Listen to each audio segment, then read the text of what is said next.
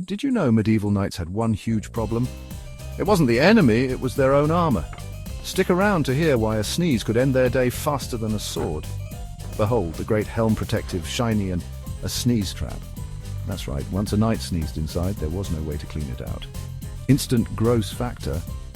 Imagine being mid-battle, your visor fogged up, and your squire's too busy cheering to help. Talk about a medieval mess. And don't even get me started on how they went to the bathroom. Let's just say you wouldn't want to be their laundry servant. So which modern-day invention do you think knights would love the most? Drop your answer below and let's talk about it. Lost Chronicles, where history gets hilarious.